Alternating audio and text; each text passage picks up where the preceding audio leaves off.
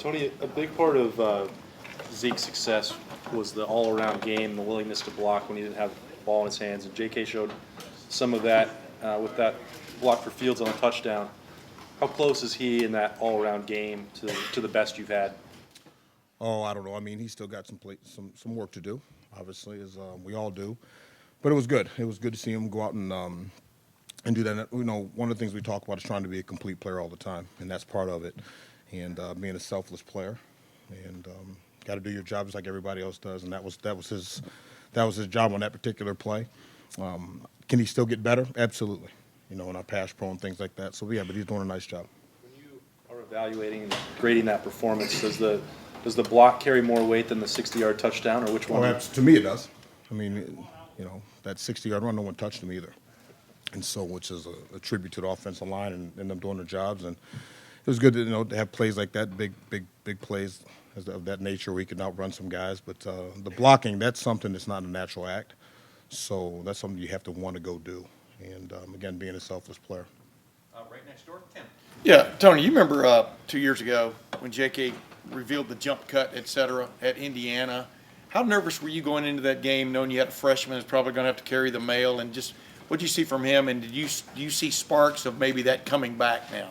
Well, I don't know. I would, as you look back a year ago, again, you didn't know what you're going to get. Now, when I say you didn't know what you're going to get game time, but he had shown a lot of things during the course of training camp that that allowed us to have a pretty good idea of what we were going to get, and he did. Knock on wood, and we go back. He had a record day for himself that day, and as we moved into it. But now is he back to that?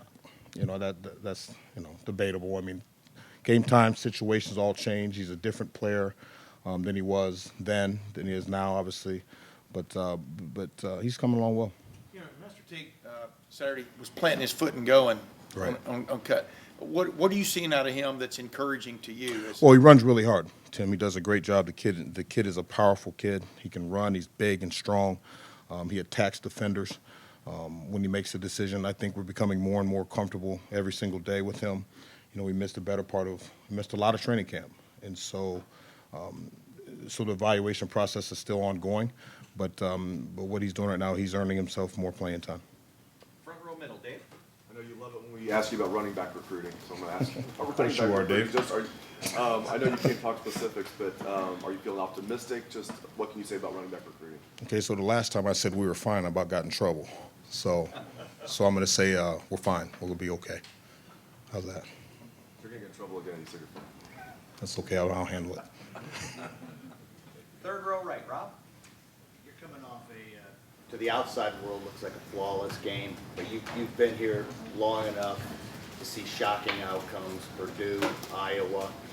You've got Indiana coming up. What did you learn from those two games, and how do you go into a game like this after a near flawless performance and make sure that doesn't happen? Well, first of all, to your first point, it wasn't flawless. Far from flawless. We're not where we need to be. If we want to be the best in the country, you don't rest on your laurels, if you will, and you find the things that you need to be better at. As a coach, as a player, we identify those things and we go right back to work. And again, you use the word flawless. Did we play well? We did. We did in all facets of our game. So the key is to come back and figure out how to enhance what we did on Tuesday and on Wednesday and on Thursday moving forward, and for everybody in the program to identify where we can get better. We're going to play a team that has played us extremely well, in previous years. They're a hungry team. They're a good football team. They've got some good players, very well coached. We show that on film, and our guys are going to have a great week of practice and continue to prepare to get better. What do you think happened those past 2 years that didn't work out? What happened that it didn't work? We didn't win. So I don't know. I don't want to go backwards on it. It is what it is, and there's a multitude of things that we could have done better. Looking backwards, but as we move forward, like I said, we just got to continue to get better and identify the things where we can improve and make sure that we're doing that. Front row middle, Joey. Is JK's blocking more important this year because you have a quarterback who's going to be on the move more, or is it just? Well, I think I won't say if it's more important. we have a quarterback now that can extend plays. You know, and I heard Coach, you know, before I came in here, he was discussing now. And Dwayne, it was, you know, 3 steps, the ball was out. Get a hitch, the ball's out. So a lot of things are coming out on time. Right now, you have a guy that can extend plays. So it's very critical that that we hold up in the blocking game, in our pass protection schemes. You know, I'm not happy at all. We've given up, the backs at least have given up 2 big hits on the quarterback in the past 2 weeks, which we've got to get corrected. That's one of the things we're going to work on this week is just sustaining blocks for longer.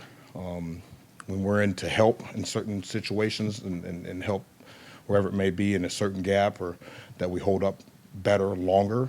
But yeah, it's very critical. And again, it goes back to being a complete player, just how critical it is that that you do your job in protection. Second row left, Ari?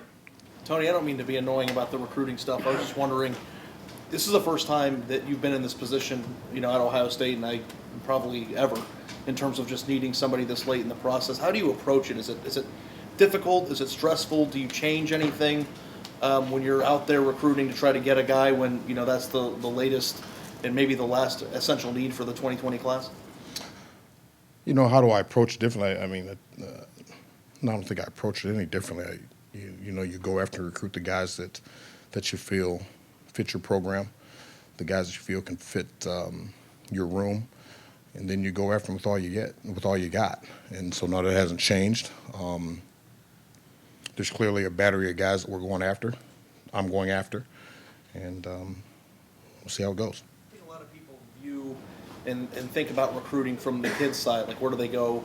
But you also create relationships too with these guys. And, you know, when you get really close with people, especially ones that live far away, and you put your heart and soul into it, is it tough as a coach? Does it hurt sometimes when you miss out on some of the guys that you've wanted, just from a personal standpoint? Well, if you're competitive at all, I think it hurts when you don't win. And recruiting is just like the game, right? And if you lose, it bothers you. And if it doesn't, then if losing doesn't bother you, then I think that you're probably in the wrong profession. And I don't care if that's business or anything else. I don't like to lose. So, but so does it bother me? Hell yeah, it bothers me. But at the same time, you pick up and you go again, and you identify where you could have been better, and you make the necessary changes, and you go do what you got to go do. Time for 2 more questions, or 2 more individuals. Front row right, Bill? Tony, what are your impressions of the freshman running back Steele and Marcus? Yeah, I think they're going to be real good players here. They're hungry to learn. They're getting better. You know, it's amazing that we're almost to the quarter point of the season, but they're getting better and learning what college football is all about, and just the attention to detail that's necessary every single day, and not for certain spurts within the day, but all day. And this attention to detail that's necessary, and how important it is to take care of your body, to study the game away from the field. So, but I'm very pleased. I think they're both going to be really good players for us here at Ohio State in the years to come, and we're just going to continue to work and get better. DeMario obviously has made an impact at times. Yes, What sir. is his role? I mean, obviously you've got J.K. and you got Master now. What's DeMario's role going to be? Is he going to? Well, you know, DeMario is a guy that I think we've all talked about it in previous conversations, has the ability to be a matchup problem in a lot of ways, and you know, so we have to find where those matchup issues are and can be, and then obviously you know, go to work on those and put him in situations that are conducive, not just for him but for us as well. And so we're continuing to do that, and he continues to work. And you know, everybody wants to know who's the number 2 back and this, that, and the other. It's really, you know, everything is kind of situational, much like the game of football. It's very situational and dependent upon what you're trying to get done. 4th row left, Andy? Yeah, Coach, as Master Teague earns more playing time, you mentioned situational playing him. What are there situations that will call more for his style of running, as opposed to a Dobbins or a McCall, or is it more just him spelling when Dobbins needs a rest? Well, if I tell you what those situations are, that gives away the game plan, right?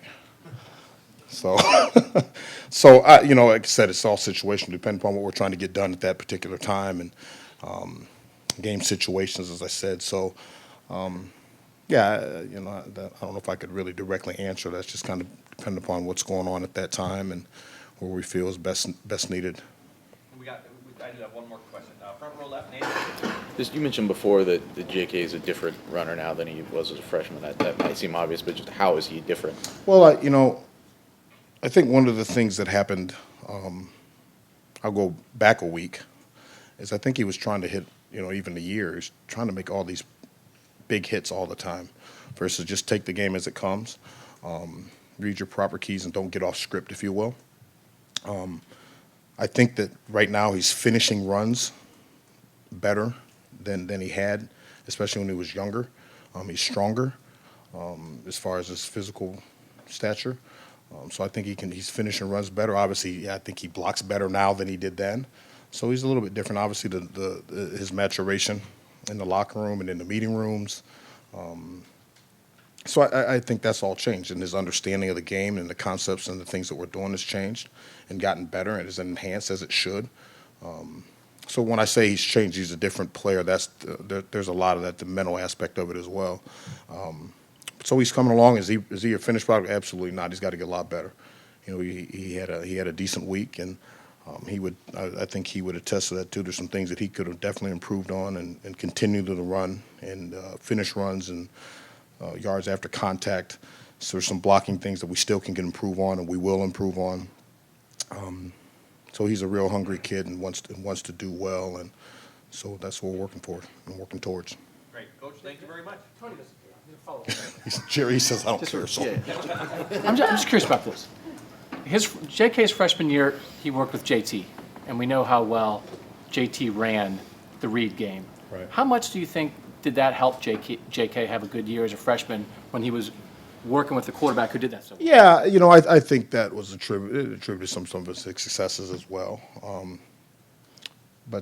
Yeah, I think that helped. That helped a little bit, and you know, we were a little more zone read than we are even now. But so that helped some. Yeah, I'd probably subscribe to that line of thinking. And can Justin and JK get anywhere close to? Oh, we hope so. JT? You know, we hope so, and you know, offense is a little bit different than what it was, and I get what was that 17? Yeah, offense is a little bit different. So different aspects of it, and there's some things that are similar, but many things that are different. So to say it's going to be the same, I think that'd be an unfair assessment for anybody in the program to say. And right now, the biggest thing is just for our kids to continue to improve every single day, and not look too far forward. Don't look backwards. You know, we're playing Indiana. Like I said, a very good football team, a well-coached football team. It's a conference game, and all focus needs to be strictly on that. Coach, thank you very much. Thanks a lot, guys. Take care.